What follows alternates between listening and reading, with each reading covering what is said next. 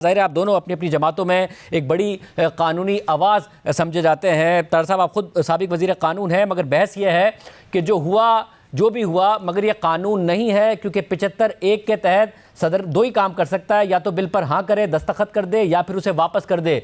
अगर दोनों काम नहीं हुए हैं तो ये कानून नहीं है। जी बहुत शुक्रिया शाज़िब, बिल्कुल ऐसे ही है। और अगर हम देखें लेटर एंड स्पिरिट में जो 75 है, और ख़ास तौर पे इस तनाजुर में कि हम एक पार्लिमानी निज़ाम में रहते हैं जहाँ पे जो हाकमियत है वो अल्लाह ताला के फ़रमान के ताबे वो मुंतखब नुमाइंदों को सौंपी गई है, अवाम के मुंतखब नुमाइंदों को। तो उस हवाले से अगर इस तरह हम इंटरप्रेट कर लें कि सदर मुमलिकत गैर मुअय्यना मुद्दत तक बिल के ऊपर बैठ सकते हैं और वो कुछ किए बगैर अपने दराज में रखें, तो इसका मतलब है कि फिर पार्लिमान तो रिडंडेंट हो गई, वो तो उसकी तो कोई हैसियत ना रही। इसीलिए बड़ा वाज़े तरीके से लिख दिया गया है आर्टिकल 75 में दो सिचुएशंस के जब दोनों ऐवानों से बिल पास हो जाए तो वो असेंट के लिए जाएगा सदर मुमलिकत के पास। सदर मुमलिकत के पास 10 अय्याम दिए गए हैं। उन 10 अय्याम में उन्होंने उस बिल को एग्ज़ामिन करना है, और अगर वो समझते हैं कि उसमें कुछ चीज़ जो है वो उस पर नज़र षानी होनी चाहिए कुछ शिकों पे या पूरे बिल पे, तो वो पार्लियामेंट को गुजारिश करेंगे। एक मैसेज के ज़रिए लिखा हुआ है, shall send a message to the parliament requesting that the bill may be reviewed, उसको री एग्ज़ामिन किया जाए। अब दोबारा जब वापस जाएगा तो फिर जॉइंट सिटिंग ने उसको पास करना है, या सदर मुमलिकत के जो मशवरे हैं उन पे अमल करते हुए उसमें तब्दीलियां करनी हैं। पर जब वो वापस भेजा जाएगा दोबारा तो फिर सदर साहब के पास कोई इख्तियार नहीं है, वो 10 रोज़ के बाद कानून का हिस्सा बन जाएगा। अब आते हैं पहले हिस्से पे। पहला हिस्सा बड़ा वाज़ेह है, उसमें लिख दिया गया कि 10 यौम के अंदर अंदर उन्होंने उस बिल को या असेंट करना है, या उन्होंने वजूहात के साथ यानी कि अपनी ओपिनियन एक्सप्रेस करते हुए पार्लियामान को वापस भिजवाना है इस रिक्वेस्ट के साथ कि वो उसको देखें। अगर वो ये नहीं करते तो मैं तो बिल्कुल इस पे क्लियर हूँ कि वो कानून जो है, वो बिल जो है वो कानून बन जाएगा। क्योंकि अगर हम कहें कि ये डीमिंग असेंट नहीं है और सदर मुमलिकत इसको रख सकते हैं गैर मुअय्यना मुद्दत के लिए, तो जो बात मैंने शुरू में की है ये फिर पूरी जो कॉन्स्टिट्यूशनल स्कीम है उसको मिलिटेट करती है। ये बात वो पूरे का पूरा निज़ाम उल्ट जाएगा, जो पार्लियामान की बालादस्ती है वो ख़त्म हो जाती है। इसका मतलब है कि अगर सदर मुमलिकत पार्लियामान को किसी वजह से अंडरमाइन करना चाहते हैं, खुदा न खास्ता, या बेतौकीर करना चाहते हैं, तो जो भी बिल उनकी तरफ जाएगा असेंट के लिए वो उसे अपने दराज में रख दें और अपने अमले से पूछते रहें कि बेटा वही पड़ा है कि भेज दिया वापस। अली ज़फ़र साहब, क्योंकि ज़ाहिर आप नहीं होता अली ज़फ़र साहब, क्योंकि आपकी राय यह है कि ये कानून नहीं बना है, मगर अब तारड़ साहब ये कह रहे हैं कि इस तरीके से तो सदर साहब को इख्तियार मिल जाएगा कि बिल उनके पास आया, उन्होंने दराज में रख दिया, उसके बाद वो कानून ही नहीं बनेगा और पार्लियामेंट की बेतौकीरी होगी। जी ऐसी बात नहीं है शाज़िब साहब। आर्टिकल 75 बताता है कि कानून साजी किस तरह होनी है, कानून किस तरह बनेगा। और आर्टिकल 75 अगर आप देखें तो ये 2 स्टेजेस पे है। स्टेज 1 की पहले बात करते हैं। स्टेज 1 ये है कि नेशनल असेंबली और सेनेट ने बिल पास कर दिया और प्रेसिडेंट साहब को भेज दिया कि आप इसको देखें।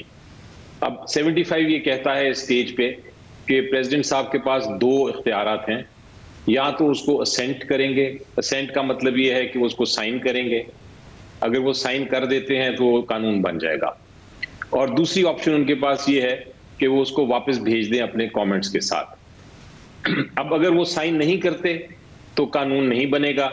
बेशक वो गलती करें, वापस ना भेजें या भेजें, वो अलग बात है, वो एक एडमिनिस्ट्रेटिव साइड है, लेकिन कानून नहीं बनता। वो इंपॉर्टेंट चीज ये है, कानून इसलिए नहीं बनता कि इधर इस स्टेज 1 पे ये आइन नहीं कहता कि ये डीम किया जाएगा या ये माना जाएगा कि अगर 10 दिन में उन्होंने साइन नहीं किया तब भी कानून बन जाएगा।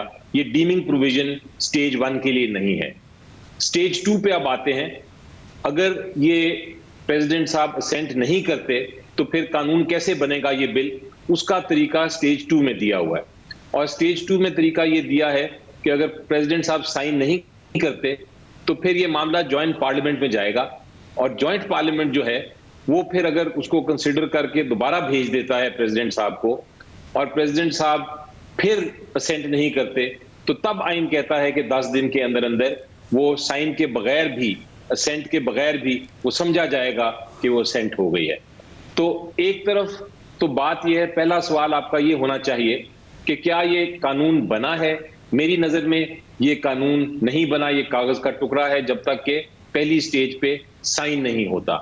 दूसरा सवाल ये है कि अगर साइन नहीं होता तो फिर इसका क्या तरीकाकार है कानून बनने का, वो भी मैंने बताया कि वो स्टेज 2 में है, जब जॉइंट पार्लियामेंट बैठेगा। तो एज ऑफ नाउ अगर ये जो नुक्ता है तारड़ साहब का, साहब के जी फिर तो प्रेसिडेंट रख के ही बैठे रहे, तो आप ये कह रहे हैं अगर 10 दिन में वो नहीं करते तो ये असेंट नहीं होगा, मगर क्या फिर रिटर्न ख्याल किया जाएगा कि रिटर्न हो चुका है, ये डीम रिटर्न है?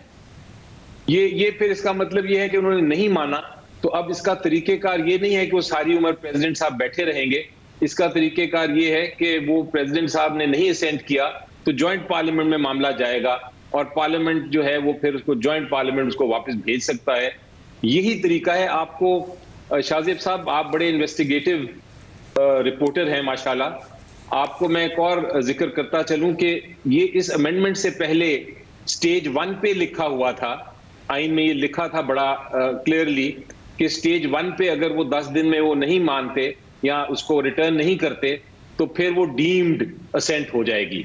लेकिन जब ये तरमीम की गई तो तरमीम में वो शिक निकाल दी गई और एक नई स्टेज बना दी गई, स्टेज 2, और वहां स्टेज 2 में कहा गया कि स्टेज 2 में अब असेंट डीम की जाएगी। यानी कि अगर जॉइंट पार्लियामेंट तारड़ साहब ये जो बात अली ज़फ़र साहब कर रहे हैं, पहले ये था कि प्रेसिडेंट के पास भेजा जाएगा और 7 दिन के अंदर अगर प्रेसिडेंट ने नहीं किया कुछ तो उसको समझा जाएगा कि उनकी हाँ कंसीडर की जाएगी, असेंट समझा जाएगा। उसको वाकई तब्दील किया गया, तब्दील करके 75 की शिक 2 डाली गई, तो वो इसी पर्पज़ के लिए डाली गई ना तारड़ साहब। और जो आपका कंसर्न है कि फिर तो वो बेतौकीरी करेंगे और कानून को लेकर बैठ जाएंगे, अली ज़फ़र साहब कह रहे हैं कि नहीं, ये रिटर्न ख्याल होगा, ये असेंट नहीं ख्याल होगा, ताकि फिर बेतौकीरी नहीं होगी। मगर अब क्योंकि है नहीं पार्लियामेंट तो आ नहीं सकता जॉइंट सेशन के सामने।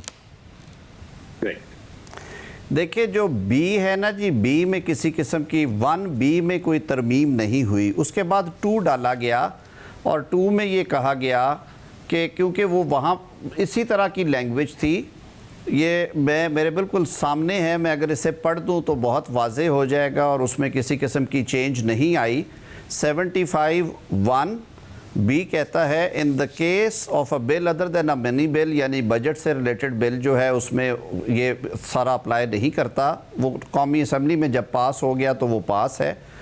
Return the bill to the Majlis Shura parliament with a message requesting that the bill or any specified provision thereof be reconsidered and that any amendment specified in the message be considered.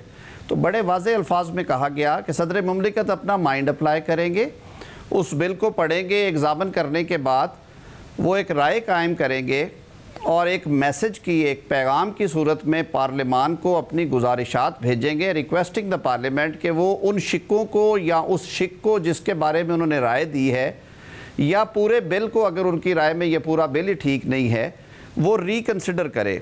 अब जो नया clause दिया गया इसमें 18वीं तरमीम में, उसमें कहा गया कि when president has returned a bill to Majlis Shura it shall be reconsidered by Majlis Shura in a joint sitting, and if it is again passed with or without amendment by Majlis Shura by votes of majority of the members, it shall be deemed for purpose of constitution to have been passed both houses and shall be presented to President, and President shall give his assent within 10 days, failing which such assent shall be deemed to have been given up। दो हिस्से बड़े वाजे हैं।